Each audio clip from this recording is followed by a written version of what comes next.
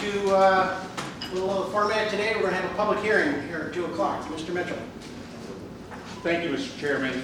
Please take notice the county legislature of the county of Oswego will meet in the legislative chambers, 46 East Bridge Street, Oswego, New York, at 2 o'clock p.m. on the 9th day of July 2026 for the purpose of holding a public hearing regarding requests of landowner inclusion within the existing certified agricultural district pursuant to New York State Ag and Markets Law, Section 303-B as amended. By order of the Oswego County Legislature dated June 11, 2026, Betsy Sherman Saunders, Clerk. Any persons wishing to be heard regarding landowner inclusion in the agricultural district, please step forward and state your name. Legislator Martino. There are none. Thank you. Mr. Chairman, there being no persons wishing to be heard regarding the Ag District, I request you to declare the public hearing closed at 2:03. So closed.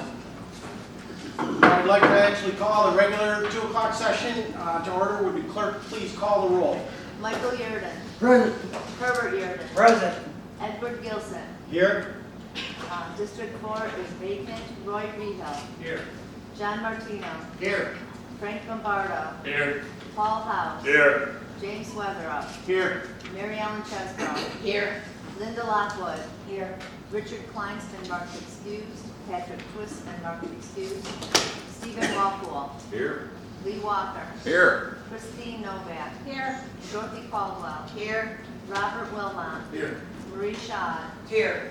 Paul Conley. Here. Noel Samuelson. Here. Joseph Arduini. Here. Michael Soloway. Here. Gina Bartlett. Here. Ryan Taylor. Here. Mr. Chairman, that's 22 present, 2 excused, and 1 vacant. You have a quorum. Thank you. Would you please lead us in the invocation?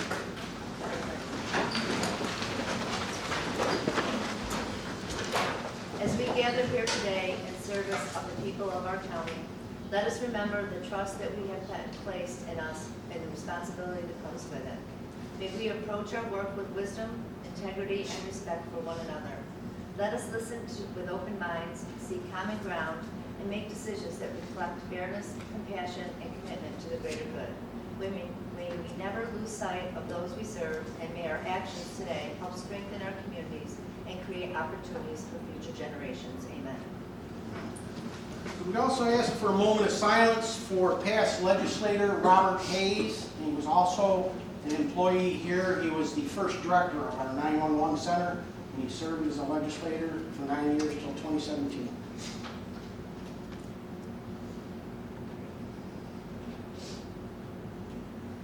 Thank you. Now the Pledge of Allegiance today will be by legislators Lombardo and Arduini. I pledge allegiance to the flag of the United States of America and to the republic for which it stands, one nation, under God, indivisible, with liberty and justice for all. Thank you. We trust we've had a minute to read the minutes from the regular meeting on June 11th. So moved. Second. Any discussion? All those in favor? Aye. Opposed? Thank you. Resolution GC4 by legislator Michael Yerden. I approve this resolution and ask for its approval. Will the clerk please read the heading? Resolution appointing an individual to fill a vacancy in the office of county legislator in and for the 4th District, Legislative District. Thank you. Legislator Martino, do you have a name? I do. Patty Holz. Thank you. Do you have a second? Second. Multiple seconds? Any discussion? Legislator Gilson. Thank you, Mr. Chairman. Knowing legislator Holtz and Patty, knowing their involvement in Oswego County politics for the last 14 years, knowing their involvement with the committees that they were involved with, I can think of no one more prepared to fill that spot than Patty Holtz. And I highly recommend her. Thank you. Thank you. Any others? Legislator Arduini. So, I think Patty Holtz would probably be a wonderful candidate, but I think it should be left up to the voters in November. I think the district could be left vacant until until November so the voters can decide who's gonna be there. I think you could use that money to put towards the CSEA union laborers that are without a contract right now, and raises for them. And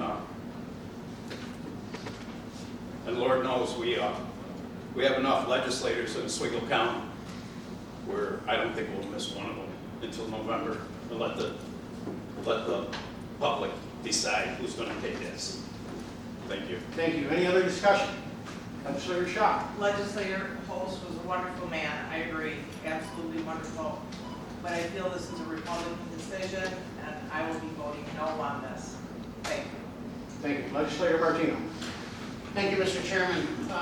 As in the past, as legislators have passed on, the committee from the town brings them forward to the legislature, which is at that point brought forward for appointment to fill the vacancy until the next election. Right, I would add that regardless of party, the people in District 4 deserve representation. Correct. Legislator Erdman. I understand they deserve representation, but there's 2 districts on either side of them I think can handle that district just fine. Thank you. Any other discussion? Roll call vote, please. Michael Yurden, Yes. Herbert Yurden, Yes. Edward Gilson, Yes. District 4 is vacant, Roy Rehill, Emphatically, yes. John Martino, Yes. Frank Lombardo, Yes. Paul House, Absolutely, yes. James Weatherup, Probably yes. Mary Ellen Chesbro, Absolutely, yes. Linda Lockwood. Yes. Richard Klein's been marked excused. Patrick Twist has been marked excused. Stephen Walpole. Probably yes. Lee Walker. No. Christine Novak. No. Dorothy Caldwell. No. Robert Wilmot. Yes. Marie Schott. No. Paul Conley. Yes. Noel Samuelson. Absolutely, yes. Joseph Arduini. No. Michael Soloway. Yes. Gina Bartlett. No. Ryan Taylor. No. Mr. Chairman, that's 15 in favor, 7 opposed, 2 excused, and 1 vacant. Thank you. So the resolution appointing Patty Holst is in the affirmative. Ms. Holst, could you come forward, please?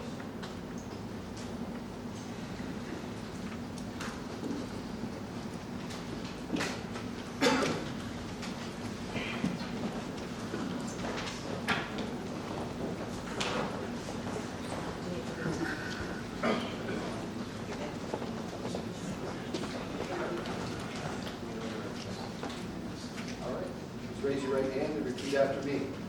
I. Yes. I state your name. Patty Holst. Patricia.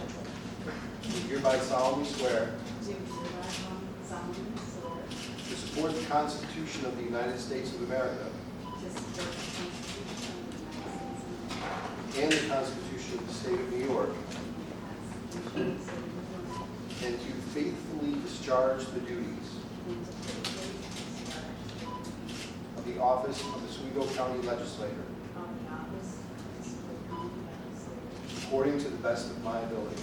according to the best of my ability. Legislator Host, it's my honor to swear you in today. Good luck.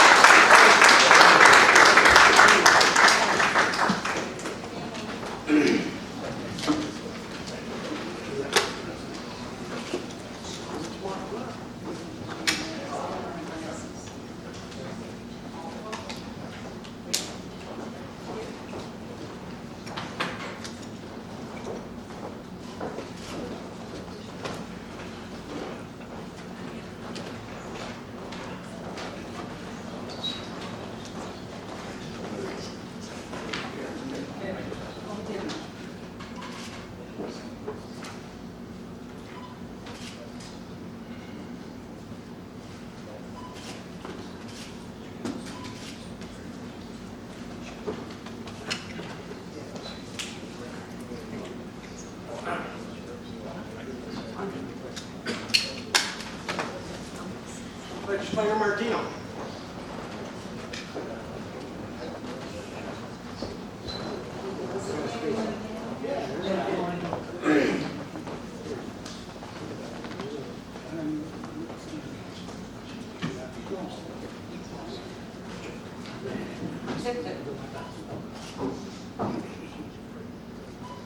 Okay, now look at me.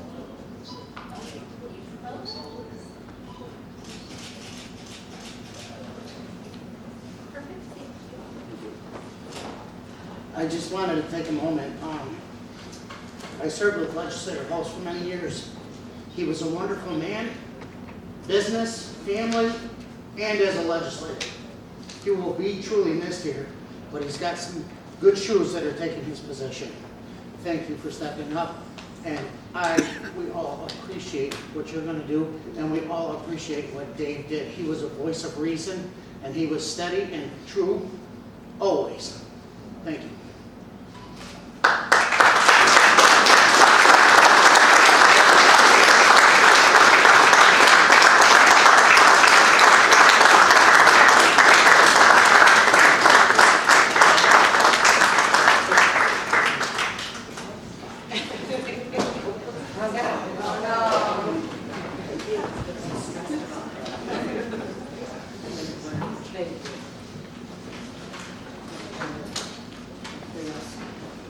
Get ready to vote? Let's go. It's like the wedding. We have the Public Safety Committee and Dave Hall. Please come forward.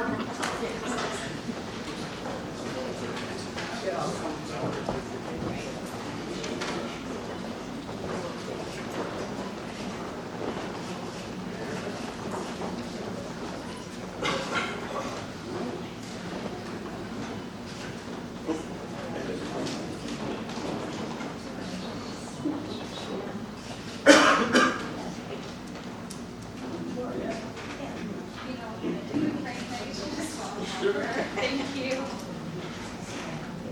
Okay.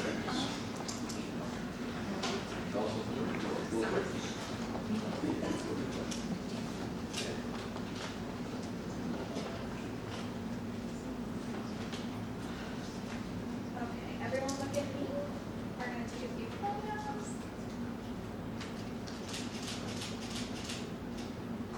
Perfect, thank you.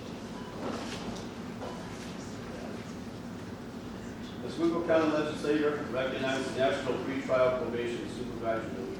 Whereas Oswego County's probation professionals play a critical role in our public safety and justice system, and whereas these highly trained professionals uphold the law with respect and dignity for all, while promoting successful opportunities for individuals on supervision and to protect our communities from criminal activity.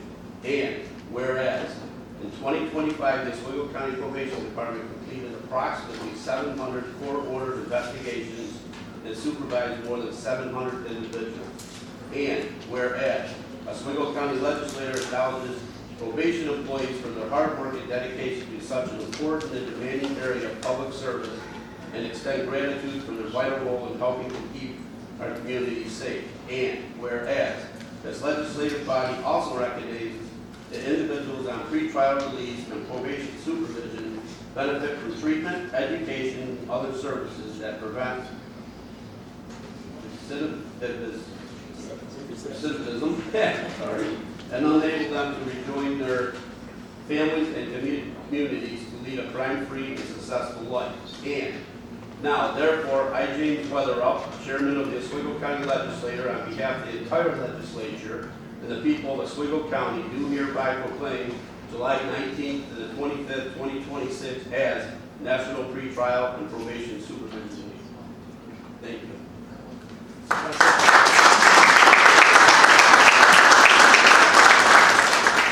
I say we really appreciate the recognition, and I just want to publicly thank my staff for their hard work and dedication to work with. It could be a very difficult job, so they stick it out every day and they work, try to make a change in people's lives. Thanks. Thank you.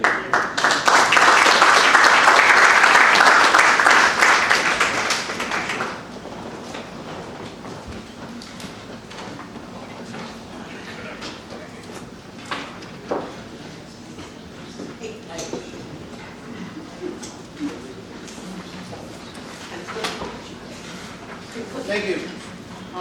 Legislator Shaw, do you have any visitors today? I do. It is an honor and a pleasure to welcome Senator Chris Ryan.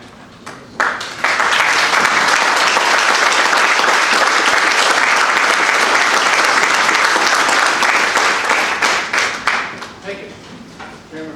Good. Senator Ryan and I and the clerk, the county clerk, were at the Micron concrete breaking this morning. Very hot. We were both sweating profusely. If I had come afterwards, perhaps you could have wore this 250 years Swivel t-shirt. All right. Very yes. That's for you. Swag. We call it swag.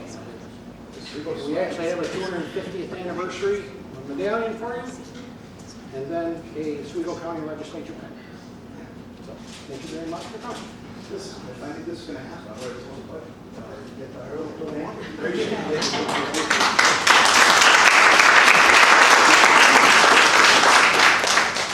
Good afternoon. Put my swag down here. Thank you very much.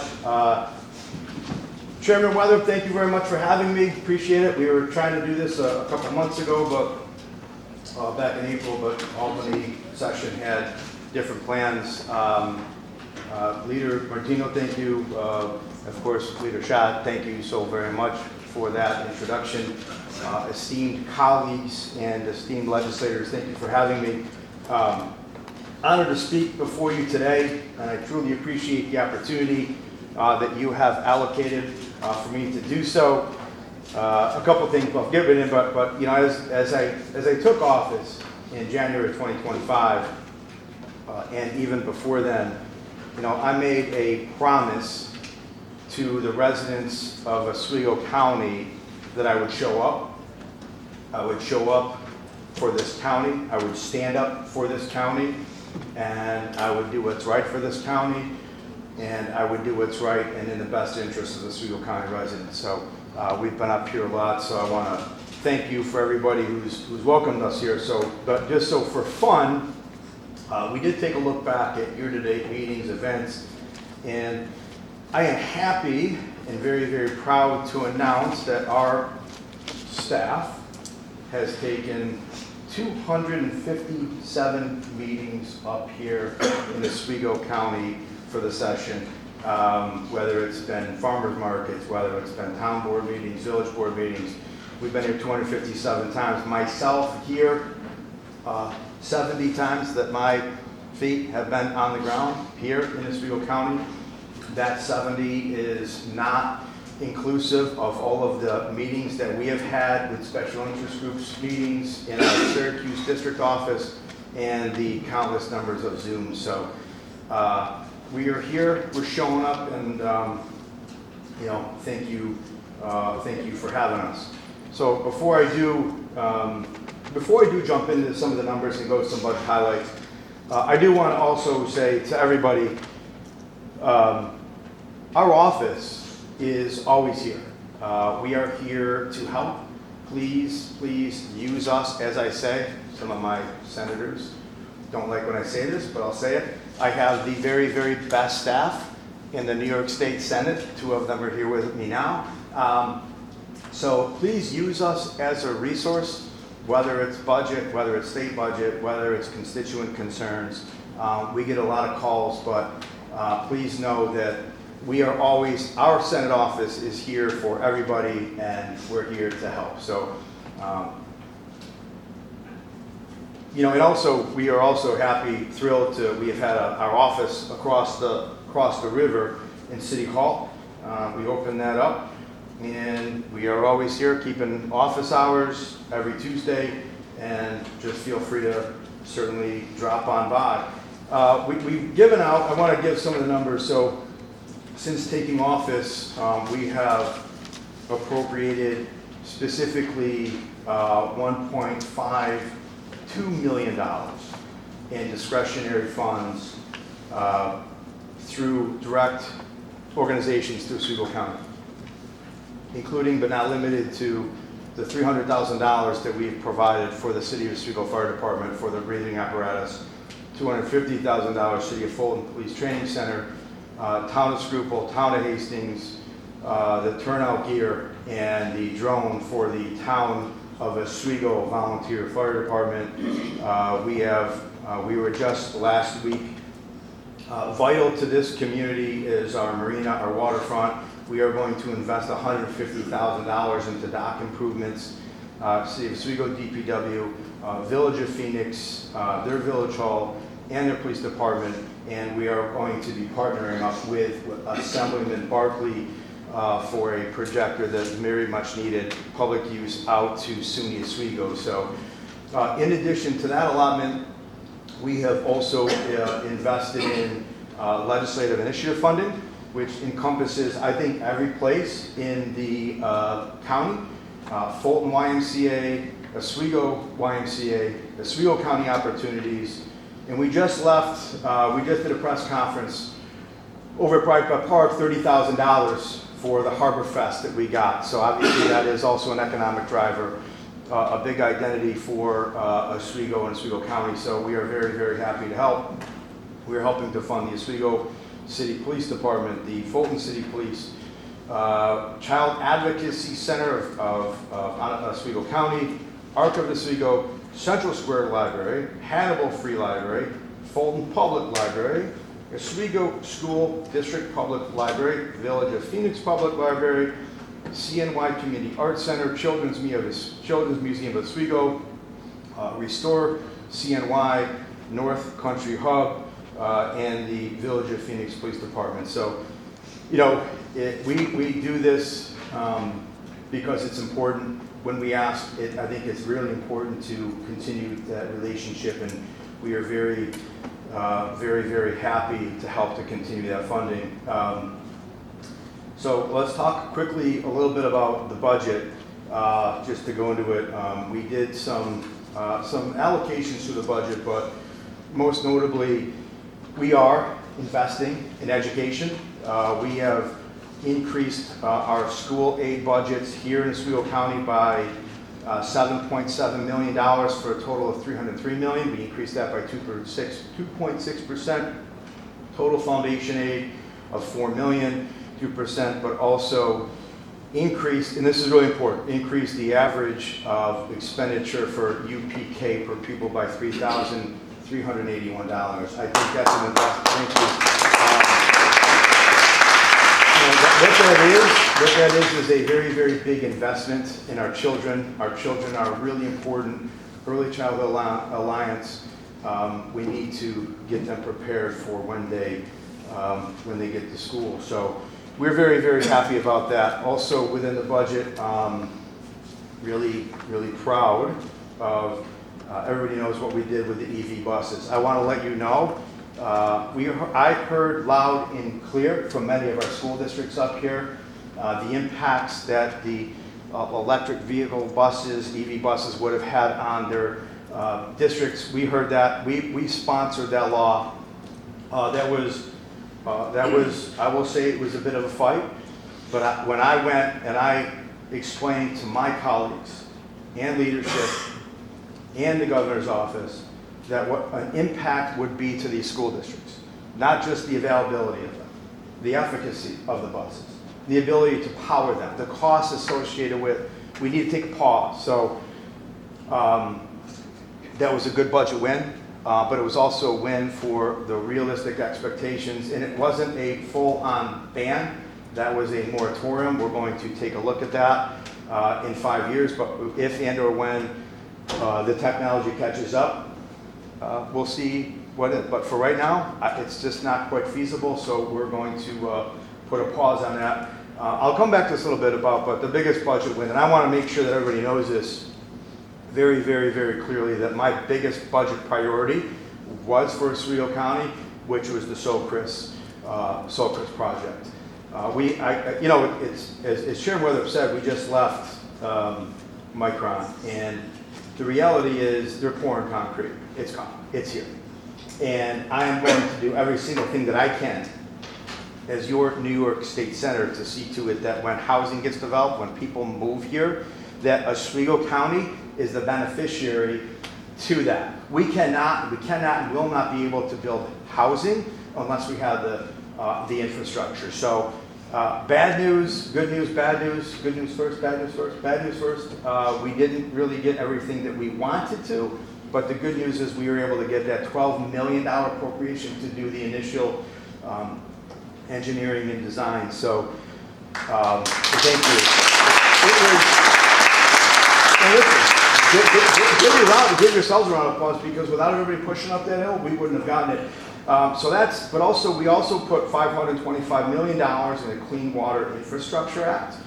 I know that the county had applied before. I'm going to tell you this much: we will do everything that we can do to see to it that we help facilitate that. If there's something that we need to do to change that, however we write the grant, we want to be willing and partners. We also put $175 million for clean water funding in relation to housing. This is a whole entire new pot of funding to promote new housing, and also $50 million in clean water funding in relation to rural housing. So there is funding out there. I'm going to, next year, it will be again a big sewer pipe will be my huge priority in the state budget. So, but obviously infrastructure means housing, which means tax dollars, which means a more vibrant community, whether it's a county, right, Southern Fund. So we're going to finish that. We're going to do our best. Also, regarding AIM funding, aid into municipalities. So what we did there, and I'll just say this, as well, I chair the Cities 2 committee. And the Cities 2 committee works a lot with the local government committee, my peer, if you will, local government. She's from Suffolk County. We were able to get a 21% increase in municipal funding for the city of Oswego, the city of Fulton, but also 13% increases across the board for each municipality. You know, that's impactful, because it relates to real funding in the real ability to fund projects. I'm happy that I sit on that committee, because obviously, if you don't know, before I was a state senator, I spent 13 years on the county legislature. And before that, I was 6 years as a member of the Geddes Town Board, former town supervisor. So 22 years, speaking of real experience, not just experience, but real experience in government, has given me the ability to go down to the state senate to fight for local government, because I know how much that matters, and I know how much I didn't like when I was in the county or the town when the state would put some funded or unfunded mandates on us. So certainly doing that, trying to do that, but I will continue next year to get as much AIM funding to our local municipalities as possible. Real quick, just some of the legislation that we passed. We passed the Oswego River Basin Study Act.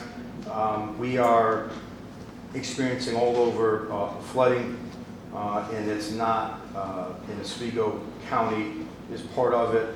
I just want to let you know that I did have a conversation with the governor's office last week and said how important this is in and around the Oswego River and all up here. So flooding is a real issue. It's a DEC issue, and we need to study this so that we can mitigate the effects. This is affecting real people and real lives, and we need to do our very best. Also, Oswego specific, provides the City of Oswego School District establishing their own insurance reserve fund. That was directly from the Oswego School District board. So notably, some other things that we were able to accomplish, and I do know we just spoke about 911. We had our 911 operators, we passed the bill, I passed the bill for the operator for 25-year retirement. That's a really, really, really, really difficult job, and they need to be treated. That's a retirement. They shouldn't have to, I mean, they are as integral in public safety and as demanding a job as anybody. We're going to try to help them out. I passed a bill to help them get their early retirement. We had a couple of good public safety bills banning kratom. This substance is bad news. 7-OH, hydroxy, I remember the name, it's a big name, I said it on the Senate floor, but it's, I can't remember it now, but, you know, it is as addictive as cocaine and as deadly as fentanyl, and you can get it at gas stations, and we're gonna ban it. We did,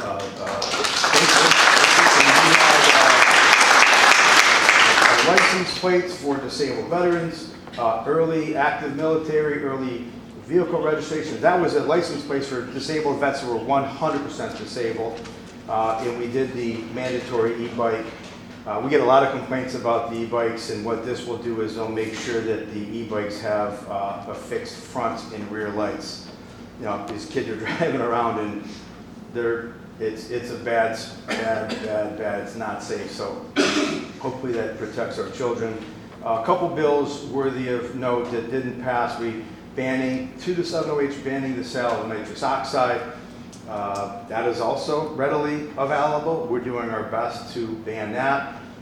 We passed the bill, the Senate, but not the Assembly, that speaks to persistent sexual abuse, removes the 10-year, and 10-year there's a cutoff for a look back. We remove that. I believe that's the best thing that we can do.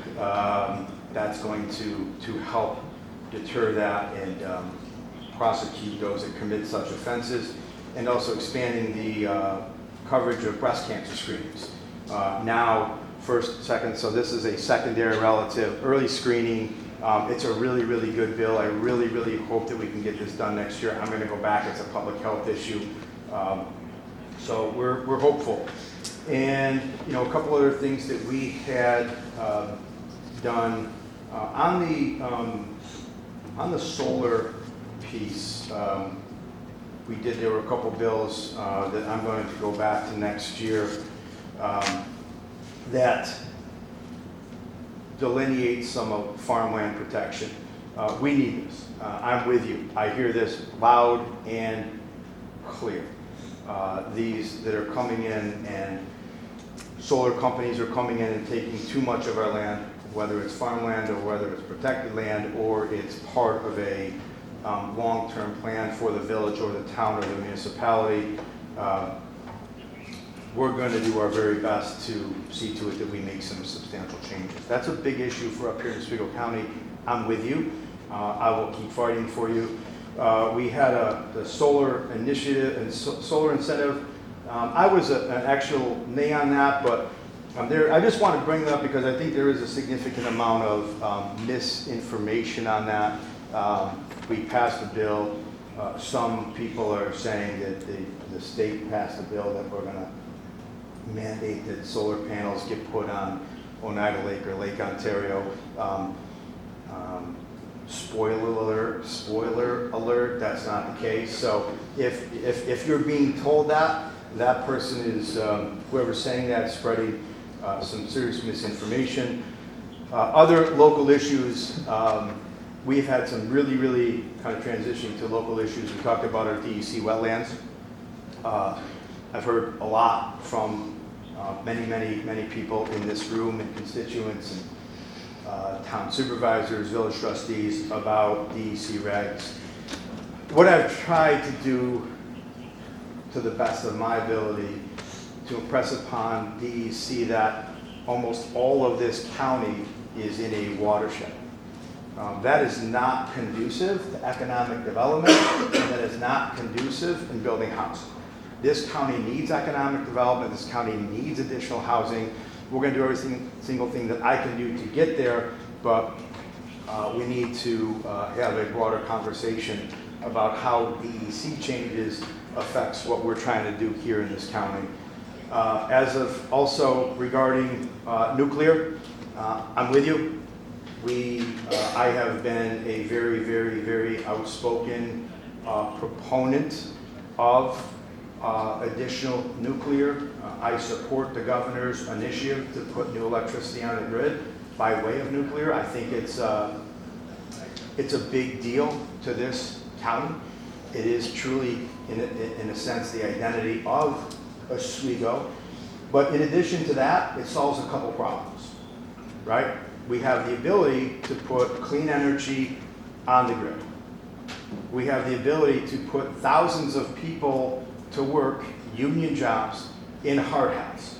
We have the ability to then have at least 800 additional jobs out there in Scriba working for Constellation that will help this local economy.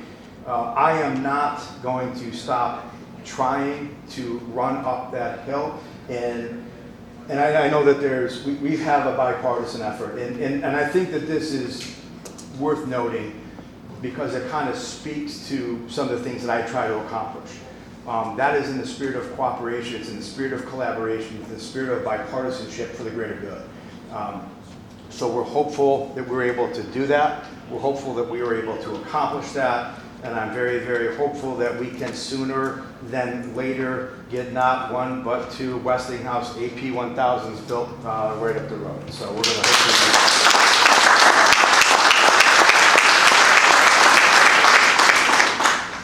I sit on the agricultural committee. I'm a big proponent of our ag. We're going to do everything we can to continue ag. We did talk about, and I'll leave you with this too. I'll finish up here. So we have passed. I won't go into them because I might be out of time. I don't know how much time I have, but we talked about energy. We went past that. We went past that? All right, let's talk all about it then. No, I'm just kidding. There's a lot of information, misinformation regarding energy. What we were able to do is pass a whole reform package about the PSC, about the Public Service Commission's ability to sign off on rate cases, when and if rate cases take place, what additional rate cases, if utilities have rate increases, what they can go for, whether it can't be for executive compensation. We need to report. We're going to mandate that they report to us why they need that rate increase. It used to be that if the Public Service Commission passed a rate increase and they didn't get that rate increase, it would go into effect. We reversed that. If you don't get a rate increase, you can't increase our utility rates. So we're doing a lot of things to protect that. We hear you, understand loud and clear. Energy costs are a big bless you. We're doing our very best to tackle that and to mitigate that with sensible legislation and checks and balances. So, and also with regards to energy increases, bless you, Dusty, we have hosted a number of HULP clinics. That's a public utility law project. Clinics so that we can get real results. NYSERDA help, National Grid. If you need help with your energy bills, or if you have constituents that need help with energy costs, we are here to help. State resources are there. Certainly let us know what we can do. Speaking of clinics, public service announcement, Oswego County Fair on September 20, Oswego County Senior Fair. It's going to be September 22nd at the Lake Ontario Event and Conference Center, and my Rural Healthcare Fair will be on August 1st at the Fulton War Memorial.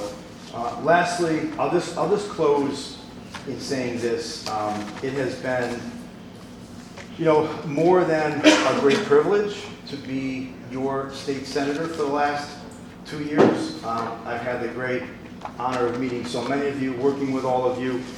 I am very, very much looking forward to fighting for all of these things that we didn't get done next year.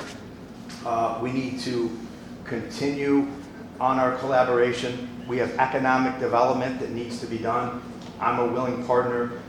We need to increase our funding for roads, bridges, potholes, infrastructure. Unfortunately, Oswego County is the 6th worst county for poverty in New York State. We can change that. We can change that together, and it's actually even worse for childhood poverty. I will continue my very best to allocate grant funding to Oswego County. I will continue that, and I will promise you this much, I will actually do better. We have work to do back next year on the Socrest project. I have no plans to close our Oswego office. We're going to be here, we're going to show up, but I just want to say thank you for the opportunity that all of you have given me, and I just want to say thank you for having me. I do have one thing. Oh, you have more swag? Well, no, it might have been Freudian. on my part, but maybe you want the blue shirt instead of the red one. I'll wear the weather up red. How's that? All right? Again, thank you. And listen, I sat in your chair as a county legislator for 13 years. I really, really appreciate all that you all do. And again, please use us as a resource. If you have problems in your district, let us know. We are here to help. Thank you very much. Enjoy the rest of your summer. Talk soon. Thank you.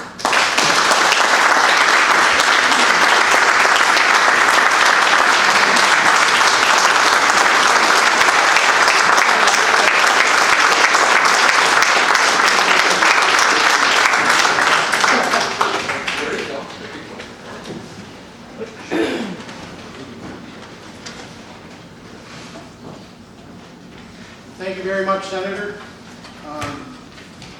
Next, we'll move to public speakers on resolutions of the day. Legislator Martino.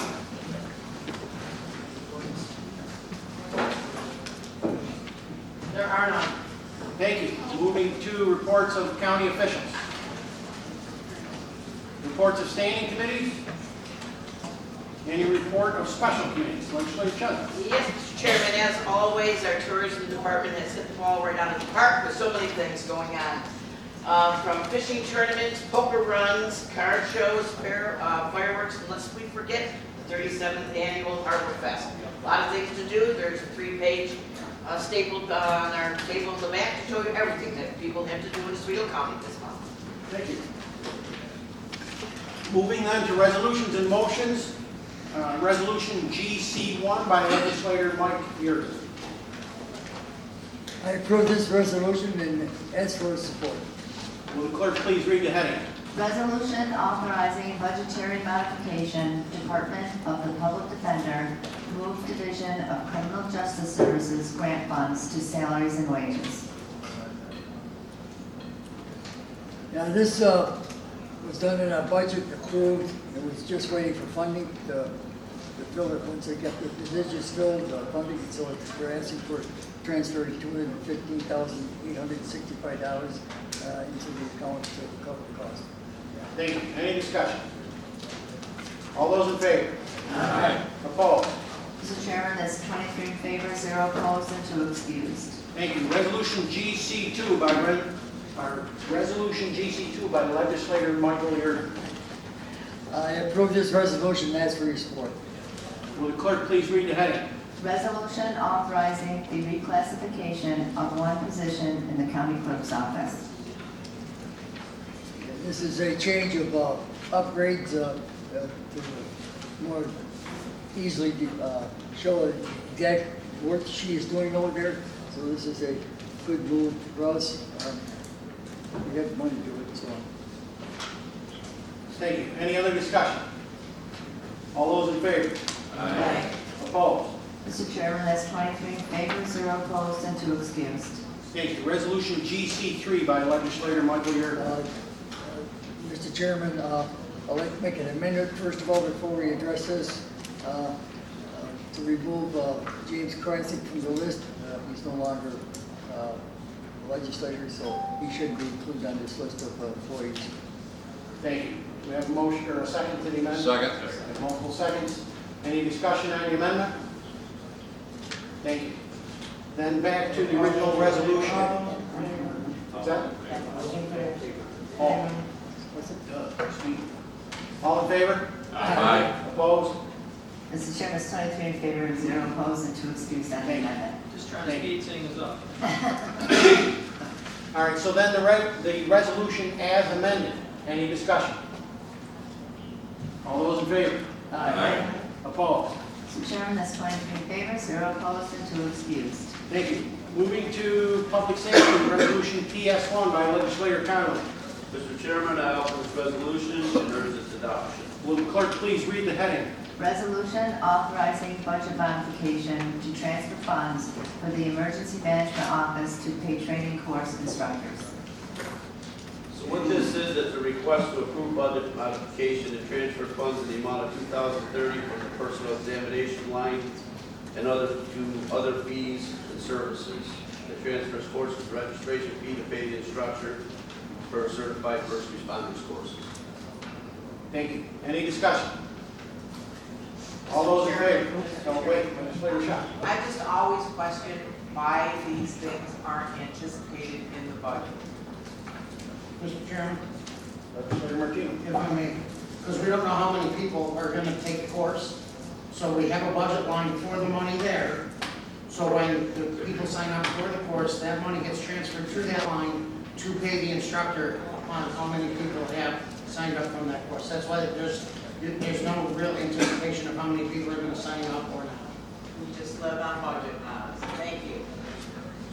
Thank you. Any other discussion? Dave didn't answer. All those in favor? Aye. Opposed? Mr. Chairman, it's 23 in favor, 0 opposed, and 2 excused. Thank you. Resolution PS2 by legislator Conley. Mr. Chairman, I offer this resolution and urge its adoption. Will the clerk please read the heading? Resolution authorizing budgetary modification, Sheriff's Office, transfer from insurance recovery to various accounts. We have 4 of these. A request is being made to transfer funds from the insurance recovery fund in the amount of $6,337.39 into other equipment to purchase commercial inland radio. This is what the insurance company is offering us. Second one is a request being made to transfer funds from the insurance recovery fund in the amount of $6,111 to automotive equipment to repair a vehicle collided with another vehicle. The third one is a request being made to transfer funds from the insurance recovery fund in the amount of $11,290.31 into automotive equipment. A jet ski was being stored at Empire Power Sports and the roof caved in. That would be their insurance. And a request is being made to transfer funds from the insurance recovery in the amount of $6,108.45 into insurance equipment. Deer collided, or a car collided with a deer. Thank you. Any discussion? Legislator Norman. Thank you, Chairman. I'm concerned only with the first item, the replacement for the commercial inland marine radio. I understand it's an insurance reimbursement, but I also asked for specs. I know that Chairman Connolly asked for that also, but I still haven't gotten it, and I'm concerned about why are we $6,000? I don't know, is that what radios cost? When I looked it up, I did not see that price. Since I don't have specs, I can't really say if it's a good price or a bad price, but I just feel like that's something that we really need to have before we make decisions like this. I just received this, literally, and I do have it. And again, this is what the insurance company is offering us for that radio. Thank you. It is, Under it's Sheriff. also the New York State contract that we have to buy it. We don't have a choice where we buy it. We have to buy it through the New York State contract. That's the front side of it. And that's what the quote is top. Thank you. Any other discussion? All those in favor? Aye. Opposed? Mr. Chairman, that's 23 in favor, 0 opposed, and 2 excused. Thank you. Moving to Human Services, Resolution HS1 by legislator Solomon. Thank you, Mr. Chairman. I offer this resolution and encourage its adoption. Will the clerk please read the heading? Resolution awarding professional services contract RFP 26-DSS-003, service of process related to child support services. Yes, the purpose of this RFP was to secure a qualified vendor capable of providing timely and effective service of legal documents within Oswego County, throughout New York State and nationwide. Associated Services Legal Process received the highest overall score, citing the firm's extensive experience providing service of process for governmental agencies, child support programs, and familiarity with Oswego County. Associated Services is the county's current provider and has demonstrated satisfactory performance in meeting the department's service requirements. The proposal also represented the lowest cost option submitted in response to the RFP. The Department of Social Services recommends award of RFP 26 DSS 003 to Associated Services Legal Process. Thank you. Any discussion? All those in favor? Aye. Opposed? Mr. Chairman, that's 23 in favor, 0 opposed, and 2 excused. Thank you. Resolution HS2 by legislator Solomon.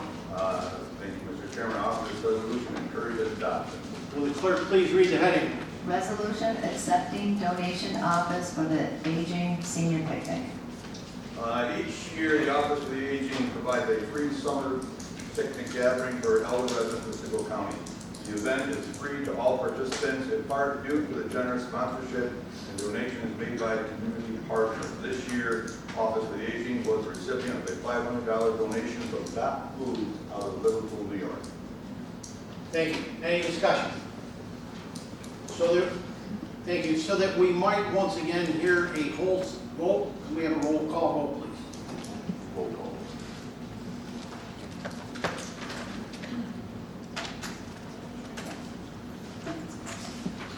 Sorry, I didn't tell you we were doing this. Yeah, that's okay. Michael Yerden. Is this ours, HS2? HS2? Yes, it's HS. Yes. Herbert Yerden. Yes. Edward Gilson. Yes. David Holst. Patty? Oh, my God, I apologize. Patty Holst. Yes. Roy Rehel. Yes. John Martino. Yes. Frank Lombardo. Yes. Paul House. Yes. James Weatherup. Yes. Mary Ellen Chesbro. Yes. Linda Lockwood. Yes. Richard Klein's been marked excused. Patrick Twist has been marked excused. Stephen Walpole. Yes. Lee Walker. Yes. Christine Novak. Yes. Dorothy Caldwell. Yes. Robert Wilmot. Yes. Marie Schad. Yes. Paul Conley. Yes. Noel Samuelson. Yes. Joseph Bartolini. Yes.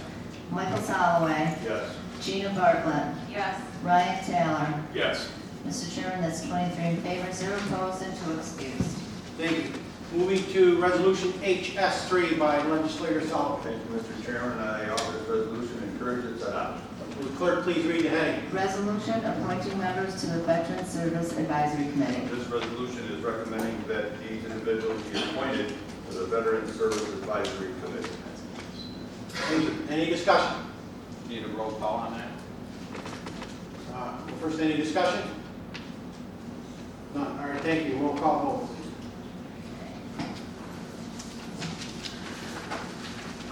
Michael Yerden. I have to abstain. Herbert Yerden. I'll have to abstain. Edward Gilson. Yes. Patty Holst. Yes. Roy Rehel. Yes. John Martino. Yes? Frank Lombardo. Yes. Paul House. Yes. James Weatherup. Yes. Mary Ellen Chesbro. Yes. Linda Lockwood. Yes. Richard Klein has been marked excused. Patrick Twist has been marked excused. Stephen Walpole. Yes. Lee Walker. Yes. Christine Novak. Dorothy Caldwell. Yes. Robert Wilmot. Yes. Marie Schad. Yes. Paul Conley. Yes. Noel Samuelson. Yes. Joseph Bartolini. Yes. Michael Soloway. Yes. Gina Bartlett. Yes. Ryan Taylor. I will abstain. Okay, Mr. Chairman, that's 20 in favor, 0 opposed, 2 excused, and 3 abstained. Thank you. Resolution EP1 by Legislator Chesbro. Yes, Mr. Chairman, I offer this resolution and urge its adoption. Will the clerk please read the heading? Resolution approving an amended and restated Title VI plan for the County of Oswego.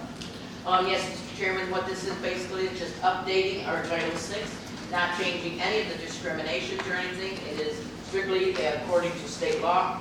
And thankfully, we had a legislator that was very good at typos, knowing, so we had it all redone, and I think we're all set to go. Thank you. Any discussion? All those in favor?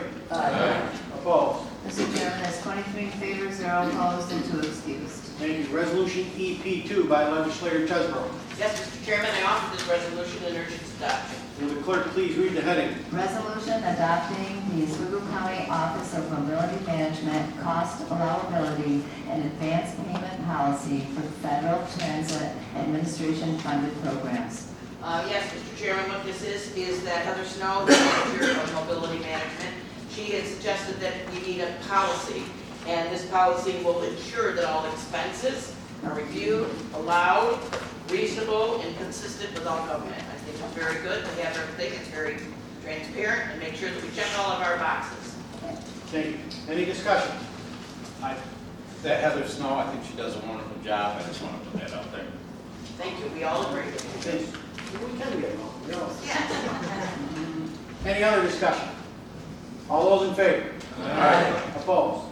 Mr. Chairman, that's 23 in favor, 0 opposed, and 2 excused. Thank you. Resolution EP3 by legislator Jethro. Yes, Mr. Chairman, I offer this resolution and urge its adoption. Will the clerk please read the heading? Resolution supporting the Redfield Snowmobile Club new trail application. Yes, Mr. Chairman, Redfield Snowmobile Club has asked to apply for an additional trail. It's a 4-mile trail, and it will connect the Tug Hill Resort on both sides, making for a much safer trail. It'll also fall under the same grant that we have for all of our snowmobile clubs. Thank you. Any discussion? All those in favor? Aye. Opposed? Mr. Chairman, that's 23 in favor, 0 opposed, and 2 excused. Thank you. Resolution EP4 by legislator Jethro. Yes, Mr. Chairman, I offer this resolution and urge its adoption. Will the clerk please read the heading? Resolution authorizing budgetary modification, Department of Workforce Development, to correct previous resolution. Yes, Mr. Chairman, this is a resolution that we passed in May. It was an oversight of Social Security, and we just need to address it so that the amount of money can go under the correct budget line. Thank you. Any discussion? All those in favor? Wait, question. Sorry, we're going to see. Where did this oversight occur? It was in, it was in workforce development, that when she put it in for the resolution, when she did it, she did not figure out the Social Security was overlooked accidentally.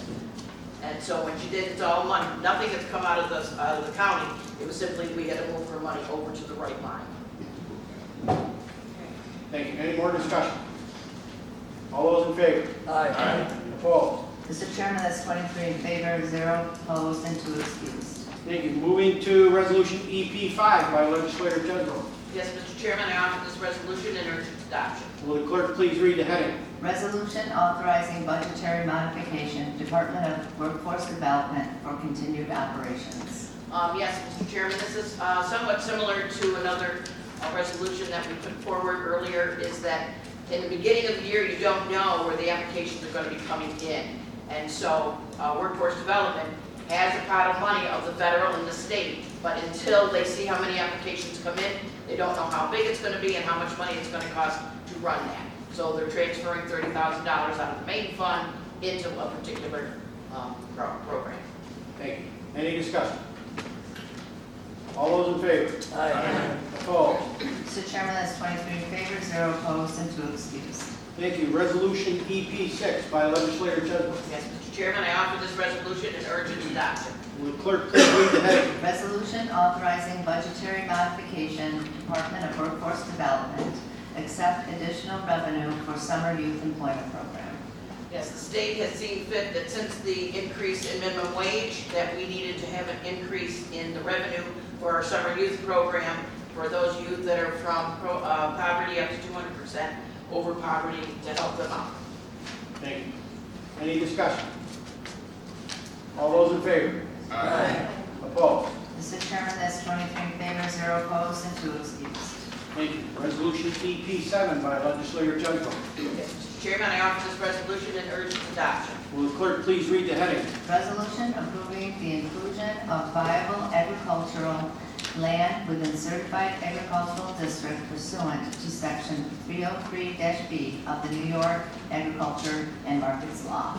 Yes, Mr. Chairman, this is reference to our public hearing that we had at the beginning of the meeting, that in reference to this, and no one had any objection. These are landowners that have come to the Farmland Protection Board. They've all been looked through to find them, yes, they do qualify, and that we would like them to be put into the Oswego County Agricultural District. And I would like to add that this is simply giving them the right to farm. It has nothing to do about waiving any taxes or discount in property tax. Thank you. Any discussion? All those in favor? Aye. Opposed? Mr. Chairman, that's 23 in favor, 0 opposed, and 2 excused. Thank you. Resolution EP8 by legislator Jethro. Yes, Mr. Chairman, I offer this resolution and urge its adoption. Will the clerk please read the heading? Resolution fixing time and place for a public hearing relative to proposed County of Oswego Local Law Number 6 of 2026 entitled, "A Local Law Establishing a Capital Project in the Amount of $6 million to be used for the expansion of the Oswego County Industrial Park in the Town of Schuylkill and authorizing a general municipal law agreement with the County of Oswego Industrial Development Agency in connection therewith." Yes, Mr. Chairman, what this is, it is called more or less a bridge loan. It is so that the industrial park will be able to continue to be worked upon and not have any stoppage due to money. All of the grants have been awarded, they have the grants, but with a lot of grants, you don't get the money until things are completed. So what this is that as things are completed, the state will pay. Meanwhile, we're able to continue going. But that $6 million will stay in our county bank until they need it. And when they do need some of it, they will be paying us interest as well. And this should be a very short-term loan. We're hoping 18 months or less. And I'd like to add that in getting this done, we are going to be the only industrial park in central New York that are going to be shovel-ready to be able to have companies that want to come from Micron and the change support there, that we will be at. So we do not want to have this slow down. We want the work to continue, and hopefully we'll be done before 18 months. Thank you. Any discussion? Legislator Shaw. So we're guaranteed return of these funds? Absolutely. Yes. Yes, because the IDA told me years back when the Miller Brewing wastewater treatment plant, they had to have it, we had to have it, couldn't live without it, expansion, blah, blah, blah. Now it sits in destitute destruction. So they make me nervous, and I just want to be assured we'll get our money. Yes. Yes. This industrial park is a go. It's absolute. It's there in This was there. supposed to be a go as well. but Well, this we have to get. They've invested a lot of money in it as well. I hope so. Any other discussion? All those in favor? Aye. Opposed? Mr. Chairman, that's 23 in favor, 0 opposed, and 2 excused. Thank you. Moving to infrastructure and technology, resolution IT-1 by legislator Walpole. Thank you, Mr. Chairman. I offer the following resolution and recommend its adoption. Will the clerk please read the heading? Resolution authorizing budget modification, information technology, overtime budget line increase. Yes, Mr. Chairman, what this is, for a few areas in which they had to work some overtime, and this is in the amount of $600. Thank you. Any discussion? All those in favor? Aye. Opposed? Mr. Chairman, that's 23 in favor, 0 opposed, and 2 excused. Thank you. Resolution IT-2 by legislator Walpole. Yes, Mr. Chairman, I offer the following resolution and recommend its adoption. Will the clerk please read the heading?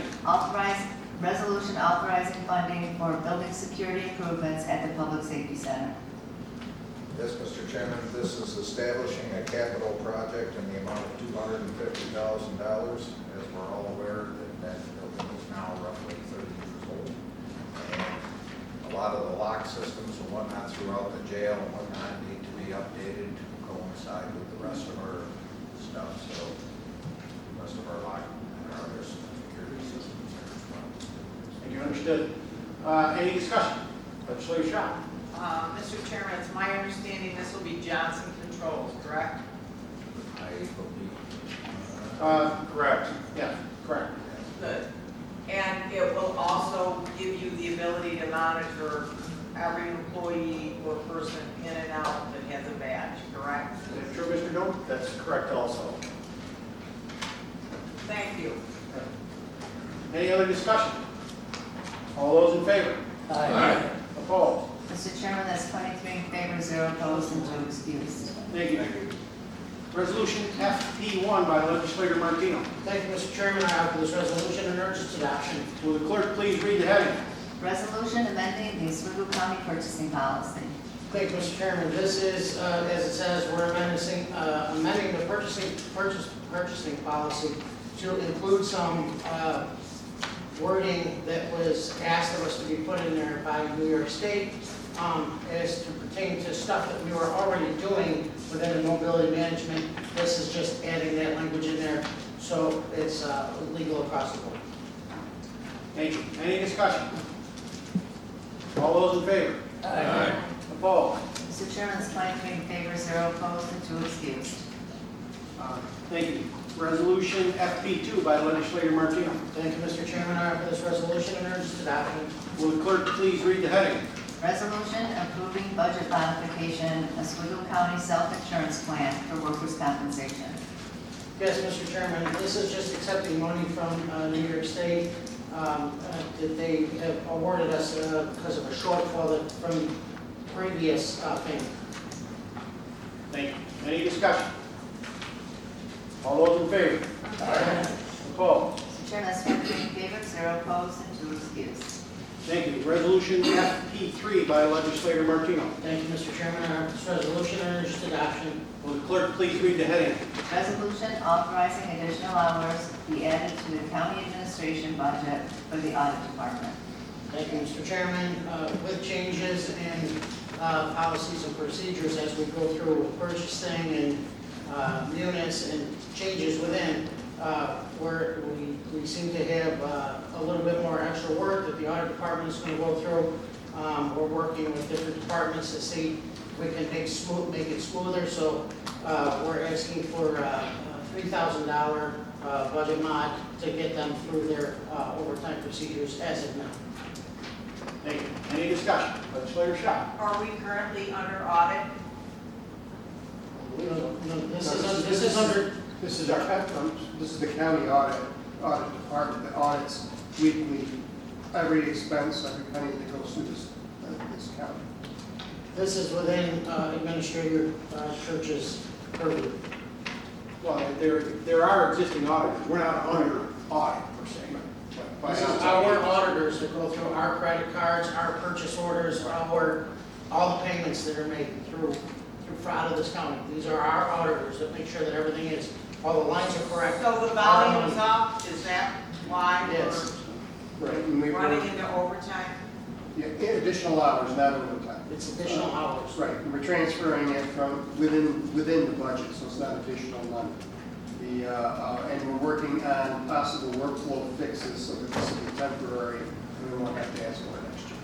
Thank you. Any other discussion? All those in favor? Aye. Opposed? Mr. Chairman, that's 23 in favor, 0 opposed, and 2 excused. Legislator Martino. Thank you, Mr. Chairman. I make a motion to waive the rules for EP 9 and EP 10 only. Do we have a second? Second. Any discussion? All those in favor? Aye. Opposed? Thank you, Mr. Chairman. Thank you. Resolution EP9 by legislator Chesler. Roll call, yes. Yes, Mr. Chairman, I offer this resolution and urge its adoption. Will the clerk please read the heading? Resolution authorizing the execution of an intermunicipal agreement with the town of Hastings relative to the Sophers project. Yes, as we've always spoke about Sophers project, what it is between several different municipalities, and for us to move ahead, we have to have an agreement with every single one of the towns. And when we get the agreement, we bring it forth to the legislature to approve, and this is for the town of Hastings. Right. It's kind of a check the box, moving along. Exactly, another one of the check boxes. Legislator Shaw. Just to be clear, this is mandatory to go forward to apply for the grants. Yes. Yes, yes. Thank you. Because you're saying it's one of those boxes we have to check. It doesn't commit us, it just gets us to the grant process. Right. Thank you. Legislator Ernie. What does the other municipalities look like as a timeline to get their contract? Well, it's all going forward right now. We can't speak necessarily for them, but it's a whole. This is the first one, and how many are you looking at? Well, Constantia is ready to sign, so now Hastings is in signing. It's just moving forward, but it's kind of bringing That it comes all. back to the floor for each one. Before we really spend any money, I'll come back to the floor. But as Senator Ryan had mentioned, the budget was late, so we really only got notification of this. He called me the night the budget passed. So I think it was June 10th or so. So that started this process of that clean water fund that he had spoke about. So it's a short time. There's approximately 6 weeks, Mr. Chairman. At the same time. Any other legislator Jay? Yeah, I'll call for a roll call vote on this. Sure. Any other discussion first? Thank you. Roll call vote, please. Michael Yurden. Yes. Herbert Yarden, Yes. Edward Gilson, Yes. Patty Holmes, Yes. Roy Rehill, Yes. John Martino, Yes. Frank Lombardo, Yes. Paul House, Yes. James Winthrop, Yes. Mary Ellen Chesbro, Yes. Linda Lockwood, Yes. Richard Klein's been marked excused, Patrick Twist has been marked excused, Stephen Walpole, Yes. Lee Walker, Yes. Christine Novak, Yes. Dorothy Caldwell, Yes. Robert Wilmot, Yes. Marie Shad, Yes. Paul Conley, Yes. Noel Samuelson, Yes. Joseph Bartolini, Yes. Michael Soloway, Yes. Gina Bartlett, Yes. Ryan Taylor. Yes. Mr. Chairman, that's 23 in favor and 0 opposed and 2 excused. Thank you. Resolution EP 10 by legislator Jedburgh. Yes, Mr. Chairman, I offer this resolution and urge its adoption. Will the clerk please read the heading? Bond resolution of the County of Oswego, New York, dated July 10, 2026, authorizing the construction of the Southern Oswego County Regional Interceptor Sewer Project, stating the essential estimated total cost thereof is $126,300,000, appropriating said amount therefore, and authorizing the insurance of $126,300,000, not $126,300,000 bonds of the county to finance said appropriations. I would offer, we have an amendment? The date is wrong, July 10th, it's supposed to be July 9th, so the second. In the heading, the date, July 10 on the second line should be changed to July 9. And that should be the motion on that. I make that motion, Mr. Chairman. Second. And it seconds. Second. Any discussion on the amendment? Just a date change. All in favor? Aye. Opposed? Mr. Chairman, it's 23 in favor, 0 opposed, and 2 excused on the amendment. Thank you. So back then to the original resolution as amended for the date change. Any discussion? Yes, Mr. Oh, wait, Chairman. that has to be roll call? All right. Oh, yes, it does. The amendment needs to be, The resolution is amended, needs to be voted by roll call. Roll call, but not the the amendment. amendment needs to be done by roll call. Not amendment. But any discussion on the resolution as amended? Yes, Mr. Chairman, I would like to begin to be able to say what this resolution Okay. is. We are at, yes, what it is we are bringing forth a request for a bond. It is for a lot of money, but we are not intending for the county to be paying this amount of money. But it is a step that has to be done in order for us to go get grants. You have to show them that we are willing to continue to find money and to put some money, if necessary, into this project. The wording in the bond is exactly the same type of wording that there is in any bond. And this is an Oswego County bond, and even though we own the whole railroad track, but it is something that will be a Oswego County treatment, wastewater district. And so therefore, the bond has to be in the name of Oswego County. It is obviously necessary. The biggest stepping block is to have some skin in the game to show them that grants will be able to be accepted. If we don't have this, we're not going to get other grants. Right, and I would add that that number, the 126 million, is more representative of the size of the project, not the size of the borrower. Yes. We may end up at some point borrowing money, but so far. No money is borrowed at this point at all. Any other discussion? Legislator Noel. Thank you, Mr. Chairman. I am just concerned about the lateness of the report from Barton and the butcher, the B&L. It's easy to There you go, do. Gina. We got it yesterday. And there's not a huge report, but you know, this kind of thing, it was put out in June. We should get this stuff before the night before meeting. That's just my Well, I agree, there was a short time frame, and Senator Ryan even referenced that. The budget was late. Had the budget been done on time, we'd have had a month or two. The timeline to submit the budget didn't change, so we had a short window from the end of the budget till now. They're going through that in almost every municipality that's applying.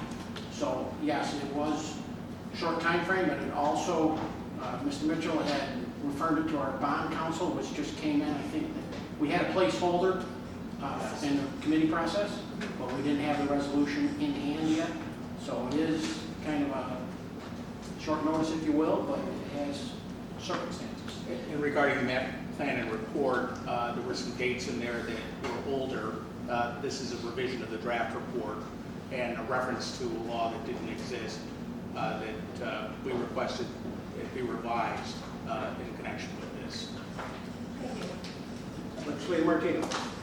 Yes. Legislator Shaw. I just want to make sure Rich had explained to me, to some extent, that if in the event of some type of failure, are the taxpayers going to pay this bill or? I didn't ask you, Jay, I asked him. Any municipality that bonds has to pledge its full faith and credit to pay the bonds. Payments of debts issued by bonded indebtedness are paid from the top of the budget before salaries or anything else. If there's an issue with the intermunicipal agreement payments from the towns to the county would have remedies or recourse against those municipalities. The IMAs, the intermunicipal agreements, are with the towns that have their own districts, not with the individual residences in those districts. Do you feel comfortable with this, Rich? Towns would have to turn over the payments to us, and if they don't, the county has remedies to ensure that. The county would still have to the extent that debt issues, the county still has to pay its bondholders. Any other discussion? Roll call vote, please. Michael Yurden, Yes. Herbert Yurden, Yes. Edward Gilson, Yes. Patty Holmes, Yes. Roy Rehill, Yes. John Martino, Yes. Frank Lombardo, Yes. Paul House, Yes. James Weatherup, Yes. Mary Ellen Chesbro, Yes. Linda Lockwood, Yes. Richard Klein's been marked excused, Patrick Twist has been marked excused, Stephen Walpole, Yes. Lee Walker, Yes. Christine Novak, Yes. Yes. Dorothy Caldwell, Yes. Robert Wilmot, Yes.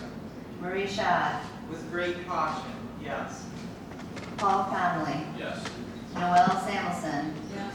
Joseph Arduini, Yes. Michael Soloway, Yes. Gina Bartlett, Yes. Ryan Taylor. Yes. Mr. Chairman, that's 23 in favor, 0 opposed, and 2 excused. Thank you. I would just like to say, Mr. Chairman, thank you very much to the legislature. This is a huge step towards the Sokers project, which will do exactly what the senator said.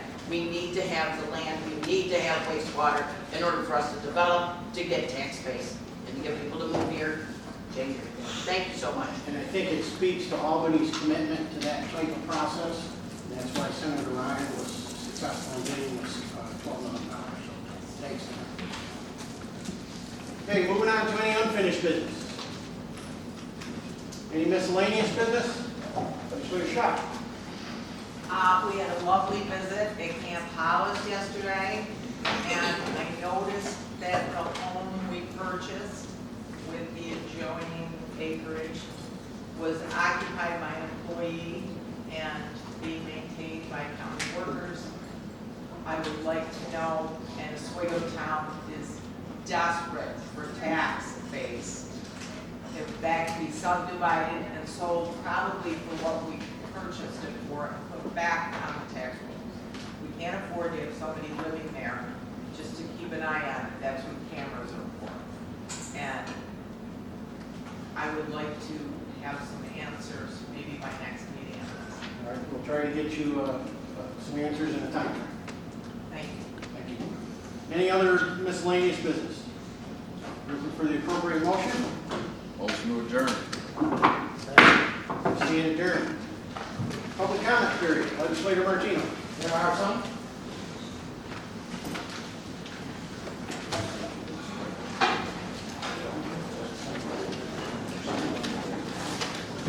Yeah.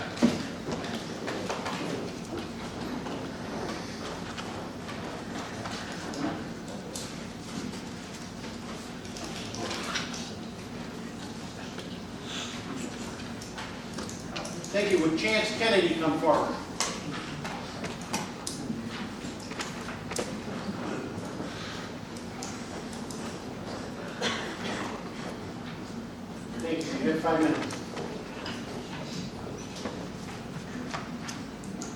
Good afternoon, legislature.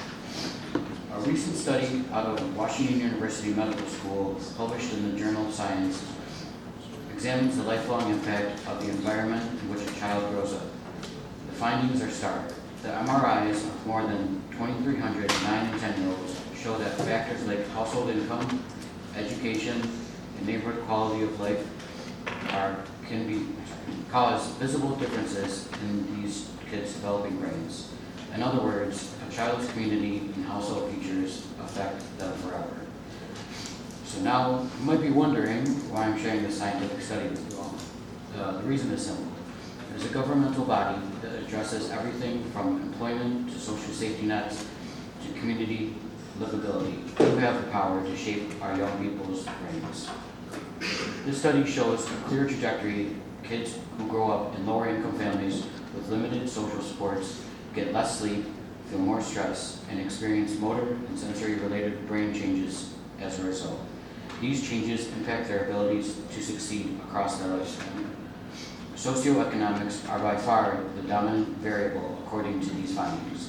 The study's authors highlight employment opportunities, income level, housing quality, and social resources as key determinants in a child's brain development. Consider how many of the items on your agenda today connect to one or more of these factors. Today alone, I see resolutions related to social services, to transportation assistance, and to workforce development. Over the last several months that I've been attending these meetings, I've seen many others. Now, I and your other constituents know that there will be many more such weighty decisions ahead as the county grapples with the trickle-down effects of the so-called Big Beautiful Bill and its massive cuts to social safety net programs, most of which will take effect after this fall's election. Fewer families will be eligible for food assistance and for health insurance. More kids will be hungry. More families will struggle to provide livable conditions for their children to develop and thrive. This body has so many opportunities to take actions that improve the socioeconomic circumstances for families in this county. I hope that as you weigh each of these resolutions and as you plan your committee agendas, that you make these decisions with the children of Oswego County in mind.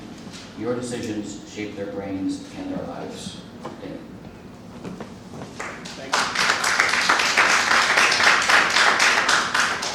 you. We have Donna Scanlon come forward.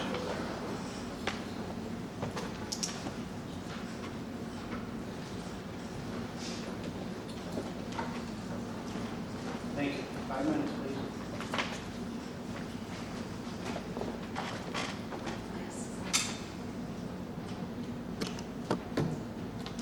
Hi, everyone.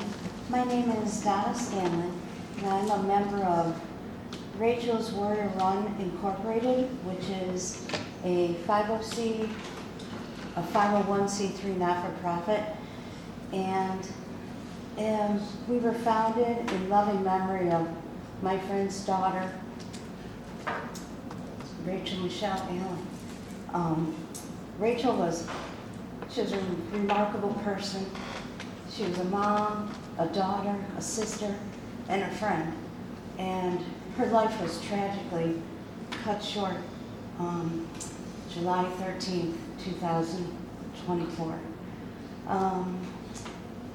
Rachel had a special way about her. She could light up a whole room. She could tell stories. She was a Zumba instructor. And, you know, she cared about many people. And we're not just, we're having Rachel's Warrior Run, which will be on August 22nd. And it's going to be started right by the park. It's a 5K. And we're not just running for a cause, we're running to support awareness about violence against women and turning that awareness into real local action. We're running to support survivors, empower youth, back our first responders, and make Oswego County and CNY safer and stronger. In our very first year, we just had over 200 participants last year running, and we were able to support Oswego County Opportunities SAFE program, We gave $1,000 to Christina's House of Hope, and we have established 2 scholarships to support women as EMTs, and this year we want to also get a fund to support women as police officers. So we have various activities. We have Groove and Grit, which is a level up fitness that we had a fundraiser for. We also are supporting youth development with self-defense, and we worked with Mr. Pryor or Miss Pryor, the Pryor, down the road. So if you'd like to sponsor, we're taking sponsors for the run, and I left some information back there. And if you want to run, or if you want to be with me and walk, feel free to sign up, and it's August 22nd, and we hope that you'll support our cause and support making Oswego County and Central New York healthier and safer for all of us. Thanks.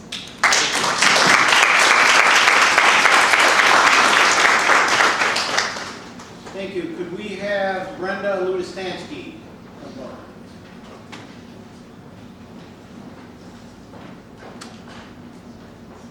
Thank you. 5 minutes.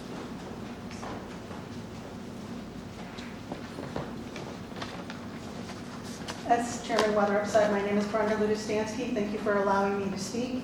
I'm here as a Grade B Supervisor of Quality Assurance for the Department of Social Services.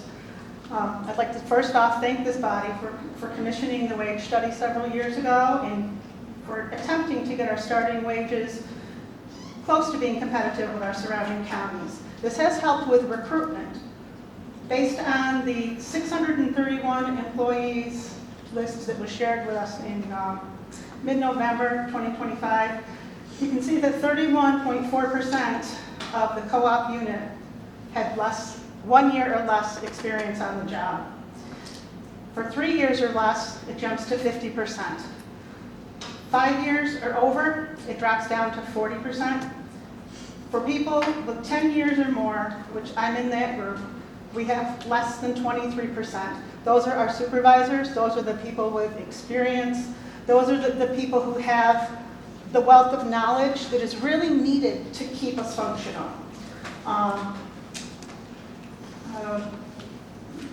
The learning curves for most of the positions in co-op are anywhere from 1 to 2 years, depending, or as in the case of caseworkers, 2 to 3. And I'm going to probably focus more on caseworkers because that's what I know, that's what I've done. I'm sure that our probation officers also have a 2 to 3 year curve.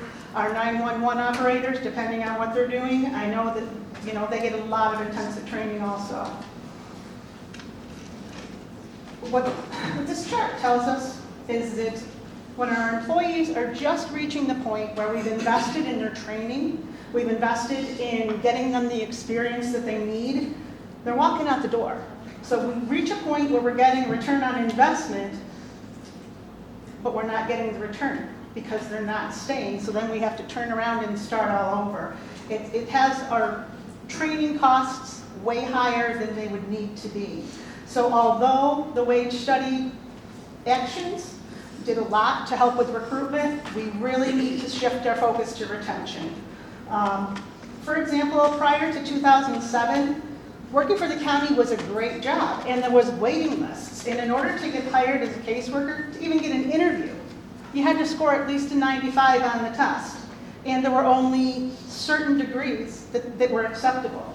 By contrast, right now, we have approximately 18 openings in the caseworker series. Any 4-year degree is acceptable at this point. Since 2020, we have hired 120 caseworkers. When I asked back in 21, I asked recently and nobody could give me a number on the cost of training each, but in 21 it was about $50,000. So for 120 caseworkers, we're talking about $6 million in the last 5 years just for training, and we can't keep them. So other counties love us because we train people and they go there, they get a great job. The other thing that And I know that there's some in this body who think that leaving positions vacant saves us money. That's not always the case. In the case of caseworkers specifically, for every dollar of local share, we get back $2.45 because of the reimbursement rate. So leaving those positions vacant is actually costing our community money. Money that would be going toward buying houses, would be going toward, local businesses, shopping, sales tax revenue. So we're leaving a lot on the table. Imagine if we could get our longevity is probably the biggest issue in talking to people that is hurting us right now with retention.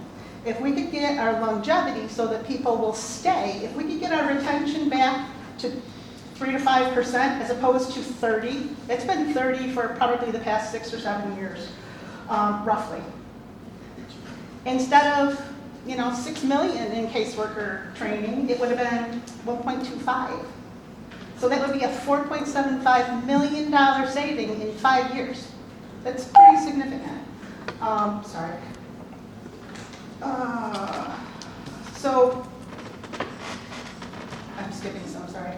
A stable workforce is what we're really looking for.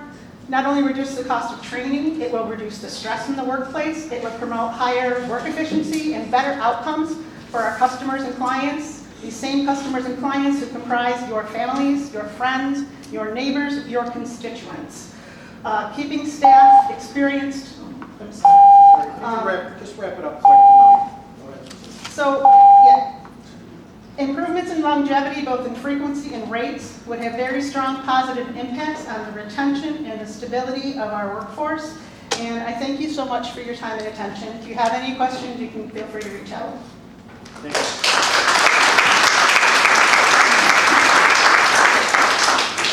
Thank you. Would Sharice Wills come forward?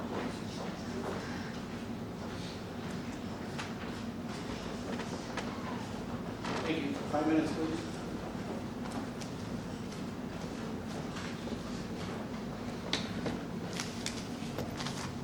Good afternoon. Last month, I came here and I listened to everyone that spoke. What I took from it was that everyone really wanted the same things. We want some of the basic needs. We want to be safe, healthy, have a clean environment. We don't want buildings just to speak in general, that destroy our land, food, health, and environment. Everyone wants to feel safe in their homes or community, right? This all makes sense. It's the basic fundamental things that we all want. The difference between everyone that spoke was how to achieve these things. I'll explain what I mean by kind of paraphrasing Nick Freitas, who was a Virginia State Senator, a veteran, social media influencer. So let's say there's a problem in the US, a natural disaster maybe. As a Christian, an American, and a human, I want to help. So I think let's donate money, supplies, maybe let's go and help somehow. Whatever I want to do, whatever I can do, and I ask you do the same. What do you want to do? Do you want to help? Do you want to go down there? Do you want to donate? Or do you not want to participate in this at all? That's fine. It's completely up to you, and no matter what you choose, whether it's something offered, something that you came up with, or nothing at all, you get to walk away peacefully and live how you choose.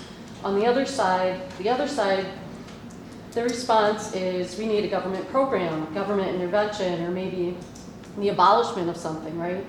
So we're going to raise your taxes, regulate you, set up new laws. What happens if I disagree? Do I get to live in peace? Do I get to move on? No, this side will deprive me of liberty and property, and depending on how much I resist, it'll take away even more. Not because I don't want to help, but because I don't want to help the same way. It's interesting how these people want to do that, but then say that they're tolerant, caring people that just want to take care of just about everyone. So let's apply this to a recent problem that's brought up regularly here: illegals. What's the problem? Well, they're criminals, they're homeless, they have no food. I say let's follow the law, right? They broke the law coming here, and they need to leave. They've been asked to leave, and those that remain need to be removed. We already have established a system for this. The other side, however, thinks that they should stay. This affects our safety. The other side wants to provide food, shelter, medical at our expense. No work requirements, citizenship rules at all, except for Americans, right? They want food stamps for everyone, free medical. We're the ones that pay. So a little tidbit, just so you know about the food stamp program, it has had work requirements for at least 50 years. We're just having to apply them or having to enforce them. That's the difference. No one's losing food stamps. Children don't go hungry because the program ends. You need to hold the adults accountable for their decisions. As a community, we're supposed to help each other. I understand the need for government programs and how they can help, but we shouldn't be dependent on the government. We should all be working if we're able. I bet most of you have when you could. We all want to retire someday and not have to work, right? This is where the other side can tend to get aggressive and violent, taking our tax dollars to provide for criminals, standing in the way, sometimes violently, against the very people and the systems established to protect us. We celebrated 250-year anniversary of this great nation. It's been great for so long because it was based on Christian principles. We need to protect what we have. If you were on a plane and, God forbid, something happened and the oxygen mask dropped, what would you do? You put it on you first, right? Before you help anyone else. And we need to do the same thing. We need to take care of our country, our community, and Americans by supporting those who serve and protect. They all deserve honor and respect. This doesn't mean that I don't have a heart. This means we have to take care of certain things first. The men and women that serve our country and our communities, they put their lives on the line every day. It's shameful for those, and shame on you for calling them racist. There's no evidence of that. It's simply not true. I want to thank you all for the time, for listening to our thoughts, and sorry, it's hard to No, you just wrap it quick. I am. Thank you for listening to our thoughts and concerns and working to provide for our county. I pray for your health, for your discernment, and for all of you to follow the Holy Spirit. God bless you, and have a good day. Thank you.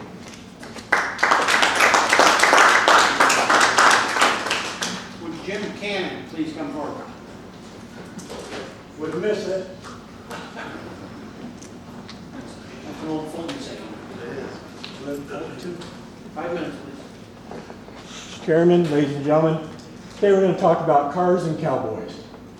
Last week I read an article about a deputy unhurt and crashed while chasing motorcycle going over 100 miles an hour. Sheriff's deputy was involved in a serious crash while pursuing a suspect on a motorcycle over the weekend, but the deputy was not injured. That's good.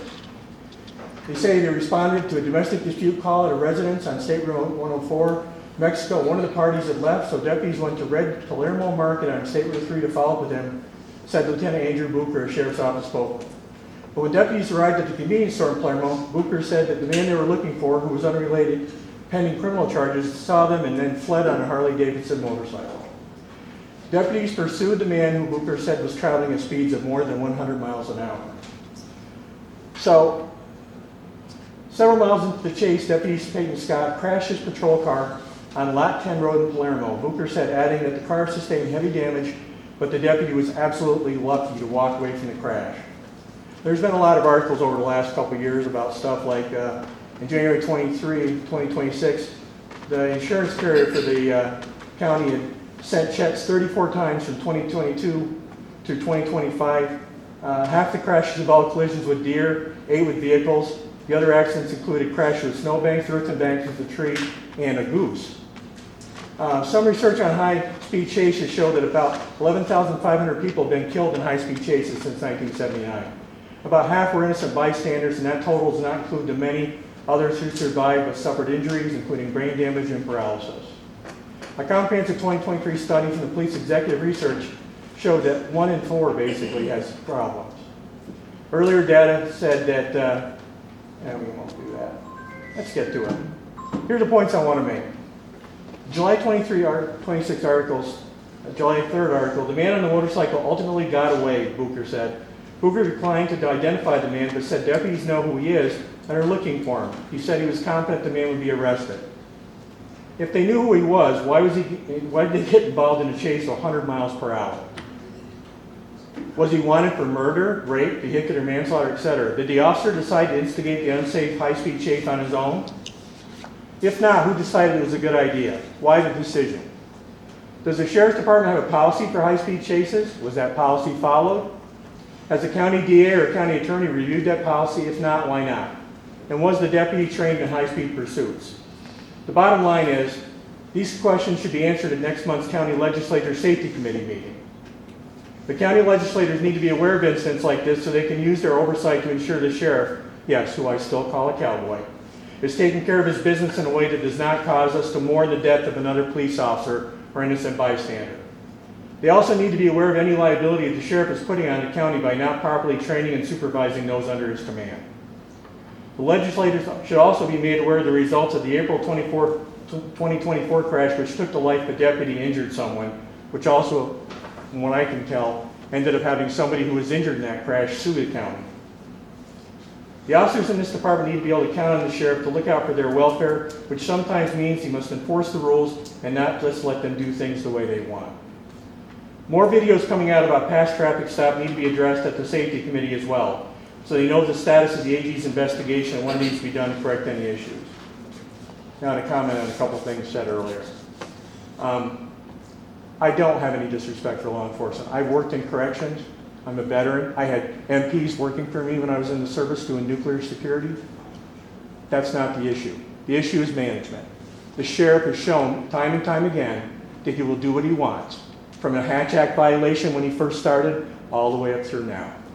I think the county legislature needs to understand they're also responsible for him. As far as picking on the sheriff's deputies, I'm not. I have respect for them. I don't have a lot of respect for the sheriff. And I'd like to see somebody actually make him account for it, because my concern is I don't want to have to see another article in the paper that says a deputy was killed in a high-speed chase. Thank you.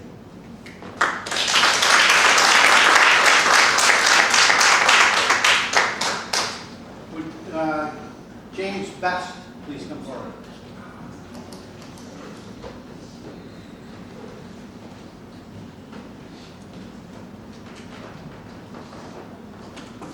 You have to allow it for age, okay? Time doesn't start till the end. 5 minutes, please. Afternoon, a long time ago I was here, reduced the number of people was here, may make better, I'm not sure, but that's beside the point. The reason I'm here is served as supervisor of Town of Granby. I've been on the State Association Executive Board. I've been involved in a lot of things with government for a lot of years. Just recently, as I drove up out of Fulton, on the left-hand side, across the railroad tracks, the big solar farm was built. In an industrial site. Where town doesn't have any say about who they're going to build, where they're going to do it, and how they're going to do it. But in Livingston County, get my numbers on here. Right. In Livingston County, they have solar farms that are being developed, 6,000 acres at a time. In 1997, I moderated a discussion on deregulation of power generation in the state of New York. Mr. Peoples from Orange Rockland presented the presentation, and my job was just to stand there and let it happen. My background was 1934. I was born. My father worked for Niagara Mohawk. I was involved carrying lunch bucket down to Granby, down there across the river, and I was real excited about that. But anyway, the point is, before we had this national grid that we got now, we had Niagara Hudson, Niagara Mohawk, and then in Fulton, coming down water wheels down there, we had Edison put a couple power lines up from the river, going back a long time.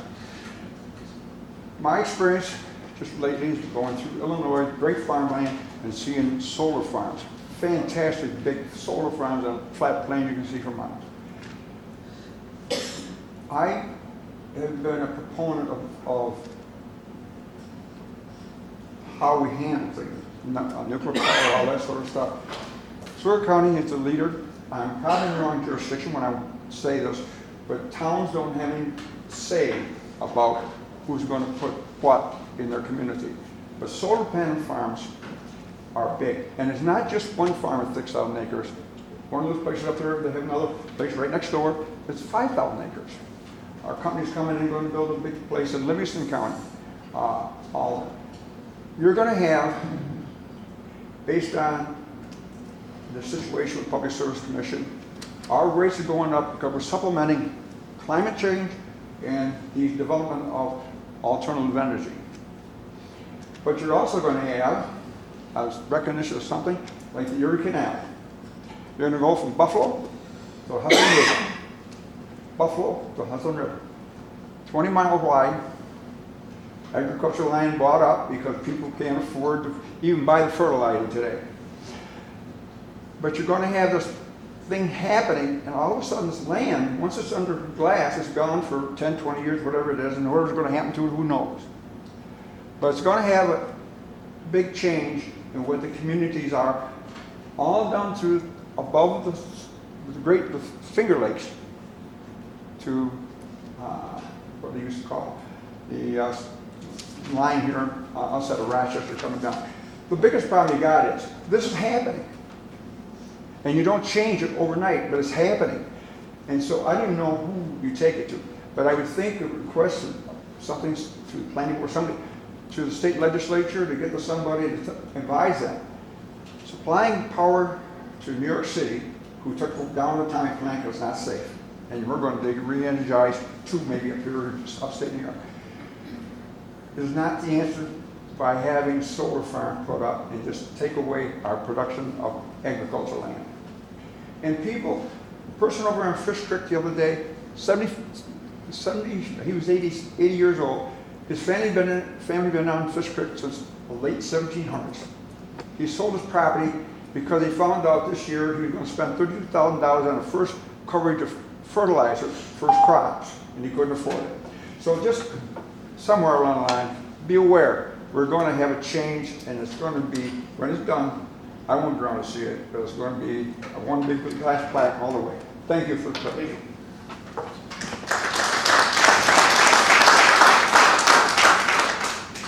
Thank you. Would Marielle Watts please come forward?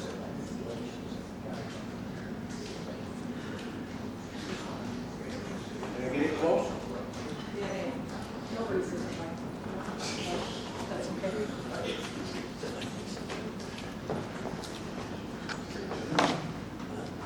Okay.